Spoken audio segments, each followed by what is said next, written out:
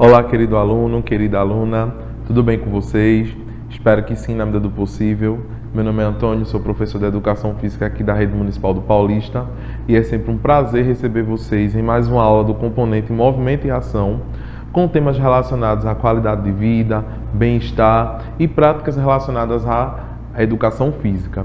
E aí a gente está observando possibilidades, não é verdade, dentro dessa temática, de manifestações do lazer, de atividades recreativas que a gente pode realizar na nossa casa.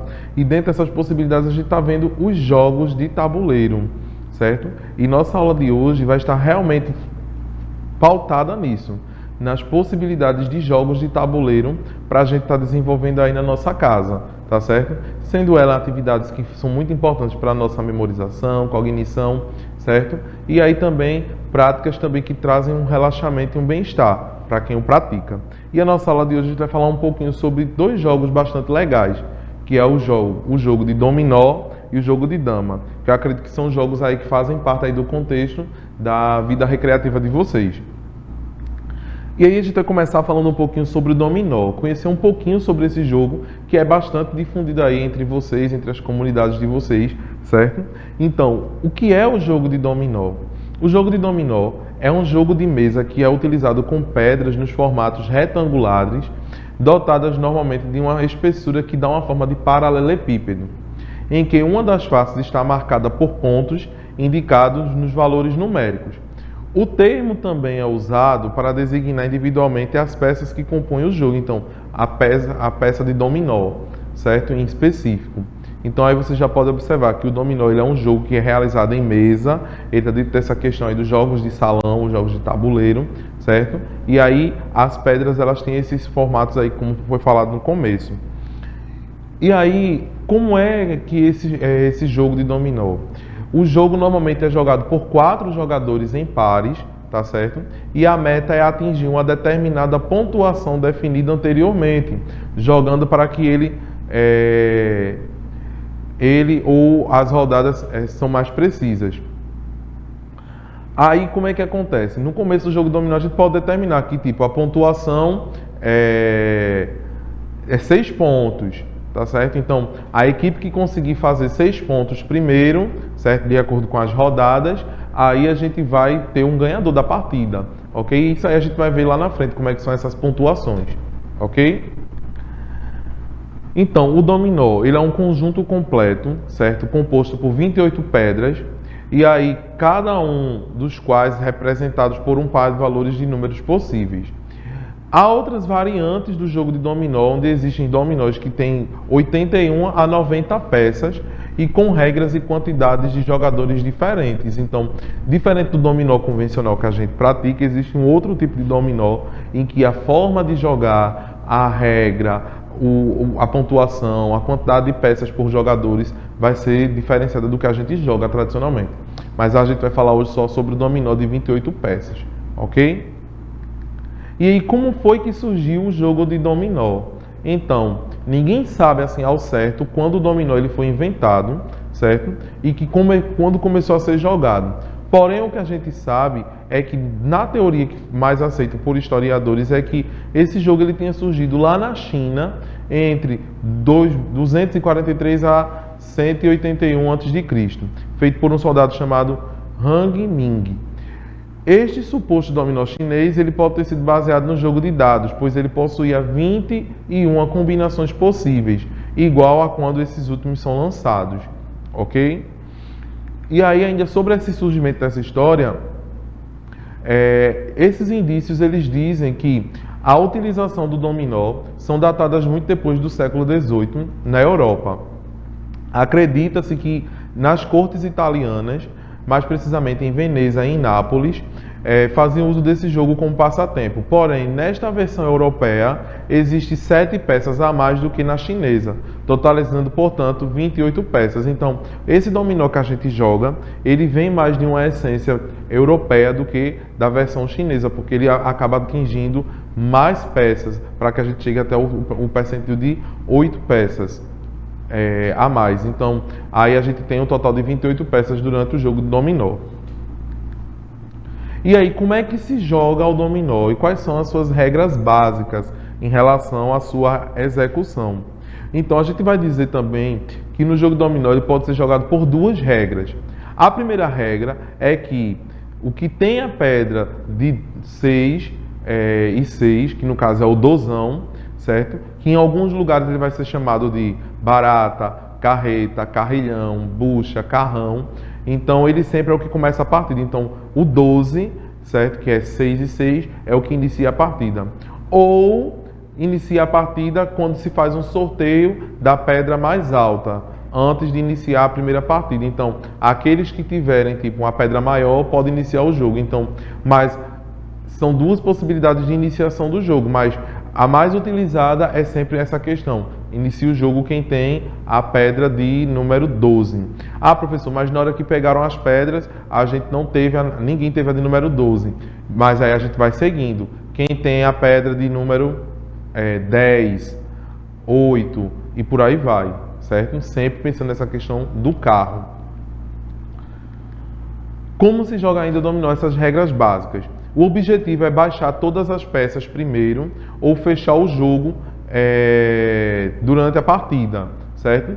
Para jogar o fecha, não é uma prática comumente aceita, sendo permitido somente o fechar natural, mas existem pessoas que já fazem estratégias para fechar o jogo e ganhar na contagem de pontos, certo?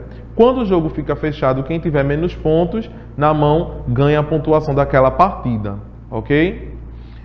O jogo ele vai ser jogado em duplas, porque são 4 jogadores, então é 2 contra 2.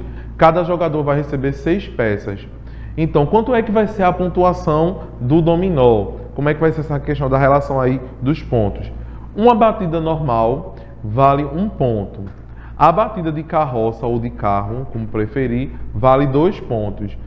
O famoso lá e lô, ele vale 3 pontos. E quem bater cruzada, quer bater fazendo um lá e lô, só que com a carroça, certo? Então, equivale 6 pontos. Isso em algumas regras. Tem regras em que vai ser da seguinte forma. A batida normal é 1, a batida de carroça vale 2, certo? A batida de lá e lô, ela vale 3 e a de cruzada vale 4 pontos. Isso vai ser relativo a quem vai criando as suas possibilidades de regras, ok?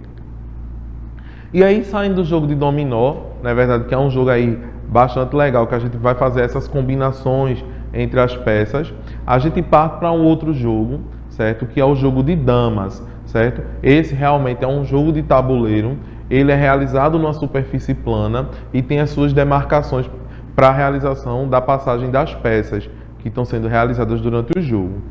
Então, como é que o que é o jogo de dama, certo?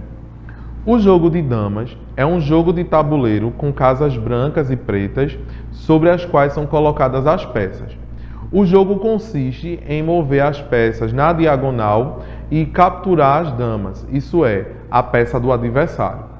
É jogado por 2 pessoas e suas regras simples permitem que as crianças possam jogar a partir dos 6 anos de idade. Então, vejam, é um jogo que já é apropriado para pessoas de 6 anos de idade até a terceira idade, certo?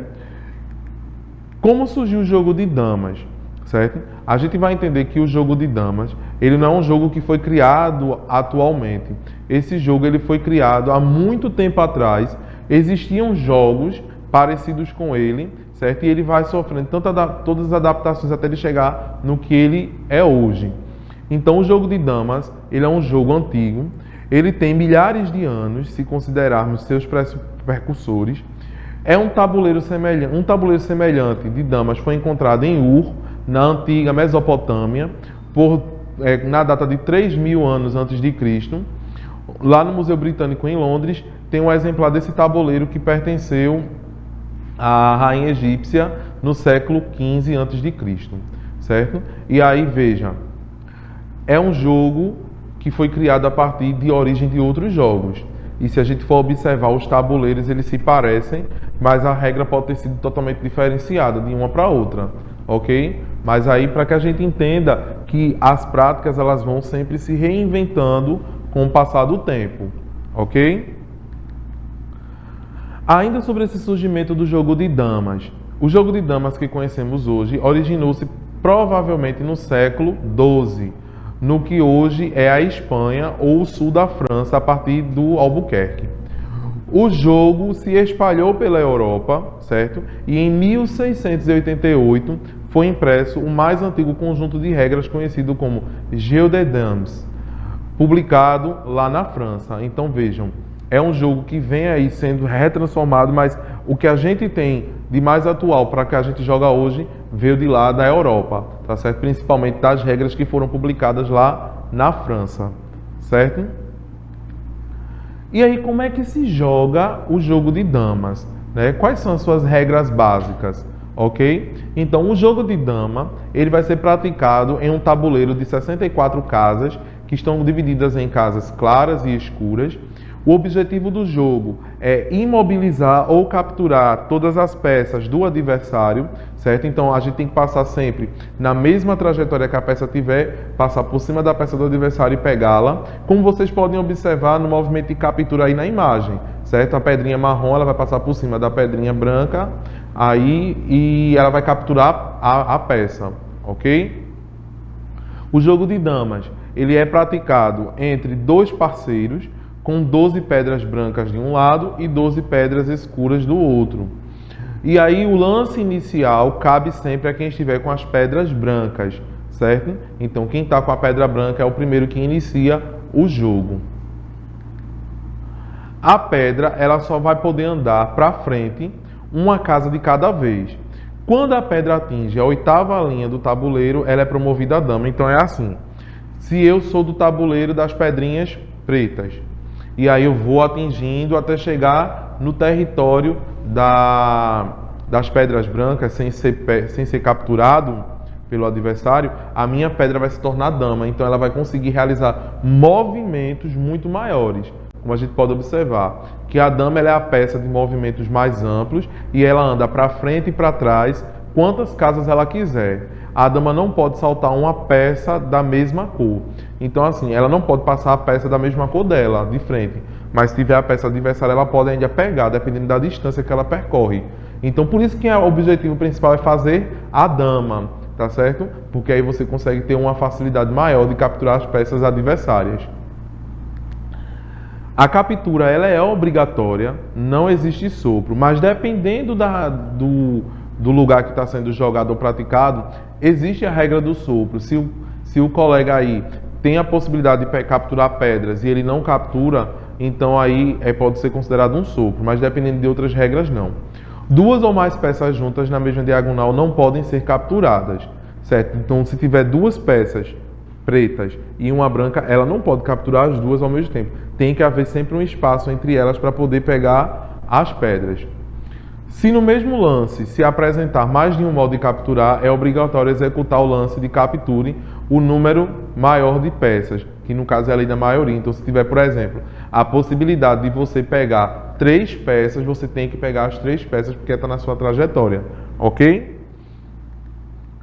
E aí, sobre a questão do empate, quando é que vai ser empate no jogo de dama? Após 20 lances sucessivos de dama, sem a captura ou deslocamento de pedra, a partida é declarada empatada. Se aí ficou as duas pessoas aí, todas elas com dama, e aí teve mais de 20 movimentos sem a execução final, aí a gente declara empate. Finais com 2 damas contra 2 damas é empate, 2 damas contra 1 dama é empate e 2 damas contra 1 dama e 1 pedra também vai ser considerado empate. Ganha sempre a pessoa que conseguir capturar todas as pedras da equipe adversária, ok? E aí a gente chega no nosso desafio da semana, certo? Dentro do que a gente já viu das possibilidades desses 2 jogos de tabuleiro, o desafio da semana é reunir a família e realizar ou as partidas de dominó ou as partidas de dama. E aí fica a critério de vocês como é que vocês vão estabelecer as regras. Eu já falei as regras básicas, mas aí o desafio da semana é esse. É tentar jogar um desses jogos com a sua família ou com seus colegas ou vizinhos. E como reflexão da semana, eu coloco que a sabedoria não vem do acerto, mas do aprendizado com os erros. Então, a gente não aprende apenas só com os acertos, mas com os erros e com as falhas a gente vai tendo um aprendizado muito maior. Então, é a gente pensar nisso, que com os nossos erros a gente também aprende, ok? Então eu espero que vocês tenham gostado da aula de hoje. A gente vai ficando por aqui, a gente se encontra na próxima aula. Participem do desafio da semana. Um beijo para vocês e até a próxima.